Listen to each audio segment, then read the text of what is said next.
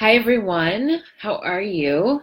It's late in Minnesota Central Time, but I know it's just the right time out west, so I'm trying to shake it up a bit so I can get to as many of you as possible. This is Chris Denton. I am coming in with a week-long series of how to handle objections in your network marketing business. It can also work for other businesses as well. But I have come, as I said in number one, which I recorded yesterday, so you can look at my Facebook page to see this. I really have love handling objections. And so I'm going to wait a little bit until some of you get on. I'm going to give you tip number 2 for the day, and I'm going to be giving you 7 tips over the course of the next 7 days. They are the most common objections that I hear, and I think the most common objections that most of you hear when you're running your small business, and specifically your network marketing business. Why am I focusing on network marketing? That's the industry I'm in, and that is the industry and the category that is on the rise. As retail is declining, network marketing, even after 100 years, is just totally on the up and up and on the rise. More and more companies are using this category as a distribution channel because the world has gotten smaller now that the internet is here, and more people are wanting to become entrepreneurs. So be it if they're creating things and selling them on Etsy, or they're creating things and selling them on their own Facebook page, or they're reselling things on Amazon or Nextdoor, or whatever it may be. We just are in the land of the entrepreneur. So I am an entrepreneur, but my business is network marketing. I know it's had a stigma. I know some people think it's crazy, but it's a category that I absolutely love, and I'm very proud to say that I'm a network marketing professional. For those of you who are tuning in for the first time, my name is Chris Denton, and I am a network marketing professional sharing some tips with you this week on how to handle objections, because I think it's something that really gets in the way of people. And I think if you look at it as something that's exciting and interesting, and just take a seat back and try not to get defensive, not to take it personally, and look at it as the individual that you're speaking to, reaching out to, they're just looking for more information. They might be a little skeptical. It might be the way that they communicate. And look at objections as a good thing. It means that they're engaged and they're seeking to learn more. It doesn't mean they're going to say yes, but it certainly doesn't mean they're going to say no. I know a lot of people get an objection and they go in the rabbit hole or they run away. And I want you to kind of switch that behavior a little bit and welcome objections.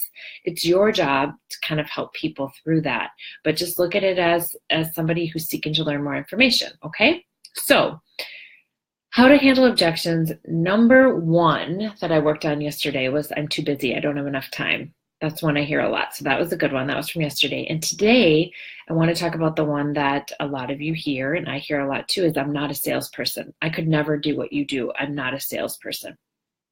Okay, so they are seeing themselves as not like you.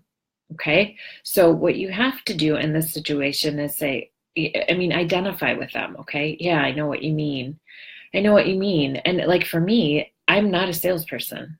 I'm not, you guys. Like I was in sales for a while before I got into product development, and I was not good at it.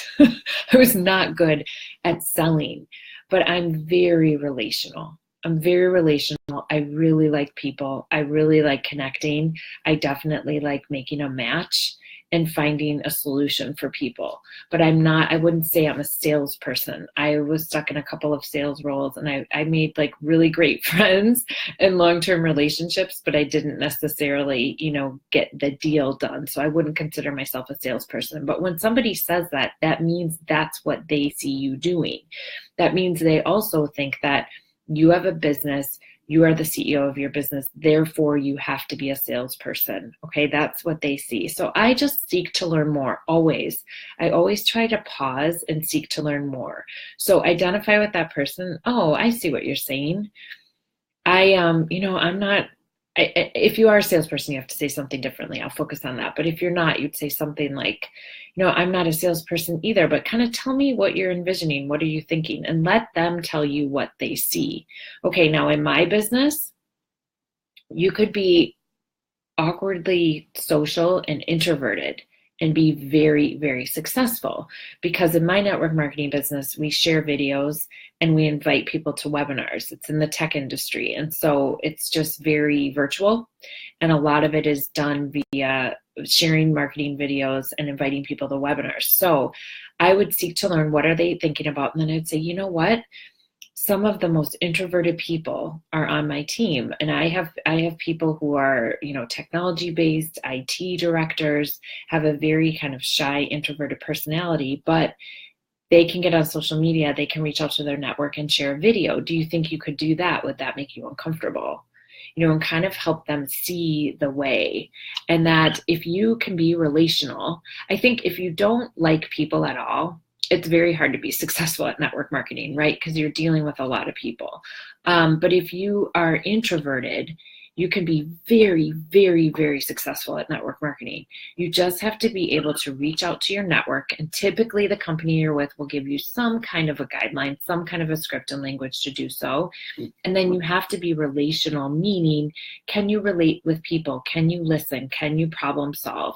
Can you help understand where are their pain points? Are they looking for more money? Are they strapped financially? Are they looking to just identify with something different and do something different? Are they looking to have fun and get out of the house and do something that's light and exciting, and try to find a match for them? And then once you do that, you make a connection, you're relational. And so I always talk to people about that. I have some extremely introverted people on my team, like I said, and they do well because they're coachable. They are kind-hearted and sweet and nice, and they care about others, but they aren't necessarily very extroverted. So I would just explain that to somebody. You're going to get that objection a lot. I'm not a salesperson. The other one you're going to get is, I don't like selling to people. I don't want to be sold to. I don't like selling to people. And I would just say, I don't either. I don't like being sold to either. I don't think anybody does. Nobody likes being sold to. And if you feel, if you are somebody who's like sell, I think you need to switch that a little bit. But I'll say, I don't like being sold to either. And listen, when you run your network marketing business with me, I want it to be you. I want it to be authentically you. You get to be you in this business. So if you're introverted, you get to be introverted. If you don't want to be sold to, you don't have to act that way with your network. But you do have to be coachable. We will give you the language to reach out. We will give you the tools to send so that people can learn more about what we're doing and the opportunity. But you get to be you. And then you get to leverage some of the other people in the organization who are extroverts to maybe do some presentations for you or get out and have some conversations, So, I think it's just people assume that when you're in network marketing that you're some rock star salesperson and that you're possibly very, persistent and aggressive. And that's not necessarily the case. I want you guys to kind of think about some of the network marketers that some of the leaders in the industry and some of the friends that you have, and you'll see not all of them are super extroverted. And in the business I'm in tech, oh my gosh, so many people are not extroverted because we're not doing parties, we're not doing in-home events. And so a lot of times they're not directly in front of people that much. So in technology and healthcare technology, you're attracting a lot of extroverts for sure, but I'm also attracting a lot of people from the tech field and a lot of people from different countries and different cultures where they're just not extroverted or salesy, right? And they do really well, so they can send a video. So I just want you to take this as, it's not, take it as that's their fear, is that they have to be a salesperson or they have to sell. So all you have to do is listen, understand what their fear is, and then reframe it and say, what if I told you just had to write a list of, 100 people that and I would give you the tools to reach out to them and invite them to an online webinar where I can help you tell them more about it. What if I told you that your job is just to seek to see if people want to learn more about your opportunity or your product? And then if they do, you could send them a video. Could you do that? What if I told you that you didn't have to be at the front of the room all the time? You could do a lot of this from texting or from your computer, and you didn't necessarily have to be in front of the room all the time. What if I told you that we had, a weekly webinar that you'd be able to invite people to so that I call us the talking heads, so that, the talking heads and some of the other leadership could do some of the information gathering and the information sharing for you. Would that be more interesting to you? So, whatever your opportunity is, however you want to explain it, but you just have to show them, let me show you how, if you're relational and you're kind and you're solution based and you like people, you can be very successful at network marketing. Actually, a lot of people will probably be even more attracted sometimes to the people who are introverted and not as salesy, because they might feel more connected to them and not as pressured by them and more comfortable with them. And so be consultative, be relational, and you have to explain that to that person. Now, the people that come to you that they are hardcore salespeople, fine. Let them go. Like, that's fine. That's not what we're talking about right now. But we're talking about the objection of, I'm not a salesperson. I can't do this business. I can't do what you do because I'm not like you. I'm not a salesperson. And always you want to go, I'm not either. If you're not, I'm not either. But let me tell you what I do. Let me tell you how I do this. Let me tell you how this fits into my life. Let me tell you the tools that I use. So I don't always have to be at the front of the room or extroverted or whatever it may be. So I hope that helps a little bit. This one's a simple one. I think it doesn't take as much conversation or as much training. I think it's just, you will get it often because people don't want to be sold to. Therefore, they don't want to be the person selling.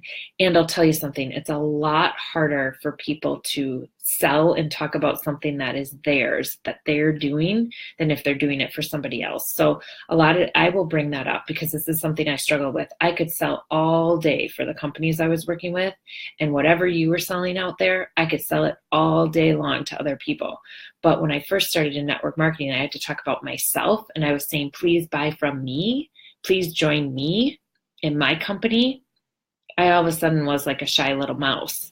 For some reason, I had no problem asking for people to spend money with somebody else. No problem at all.